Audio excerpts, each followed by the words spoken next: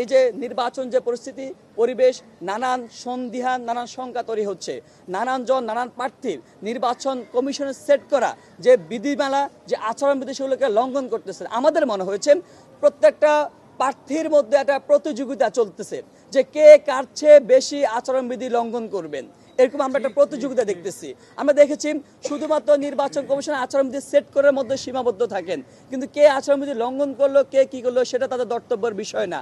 আমরা বারবার করে কনসার্ন জানাচ্ছি, দাবি জানাচ্ছি, কিন্তু সেটা কোনোভাবে আমল নিচ্ছে না। বরং আমরা দেখতেছি যারা আচরণবিধি লঙ্ঘন করতেছেন তাদেরকে এক্সট্রা বেনিফিট দিচ্ছেন। আমরা দেখেছি মনোনয়নপত্র উত্তোলনের সময়সীমা শেষ হয়ে যাওয়ার পরে অনেক প্রার্থী তারা মনোনয়ন তুলতে গিয়েছেন, সেটা নিয়ে একটা বাক বিতণ্ডা তৈরি হয়েছে। নারীদের হলগুলোতে সাধারণ নারী শিক্ষার্থীদের প্রতিরোধের শিকার হয়েছেন, কিন্তু সেই জায়গা থেকে দেখেছি নির্বাচন কমিশন তাদের বিরুদ্ধে কোনো প্রকার পদক্ষেপ না নিয়ে বরঞ্চ কারোর সাথে কোনো পরামর্শ না করে একদিন সময়সীমা বাড়িয়ে দিয়েছেন।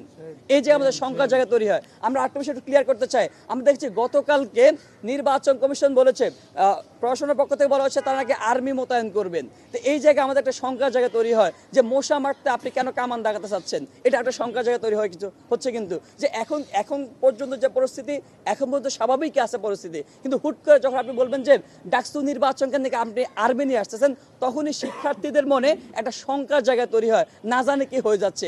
এই যে আপনি নতুন করে শঙ্কার জায়গা তৈরি করতেছেন, আপনার প্রতি আস্থাহীনতা বারবার করে আরো বেড়ে যাচ্ছে। আপনি আরেকটা বিষয় দেখেন, শিক্ষার্থীরা একই সাথে দেখতেছেন যখন কোনো প্রার্থী আপনি যে সেট করা যে নীতিমালা সেটা লঙ্ঘন করতেছেন, কিন্তু বিনিময়ে আপনি বিপরীতে আপনি কোনো পদক্ষেপ নিচ্ছেন না, আপনার প্রতি আস্থাহীনতা আরো বাড়তেছে। এই যেটা আমি এনশিওর করতে চাই। আরেকটা বিষয় আমরা একটু সর্বশেষভাবে বলতে চাই, বারবার করে বলে আসতেছি অনেক বছর পরে ডাকসু নির্বাচন হচ্ছে। ডাকসু নির্বাচন কেন্দ্র করে শিক্ষার্থীর মধ্যে আগ্রহ আমেজ উদ্দীপনা তৈরি হচ্ছে।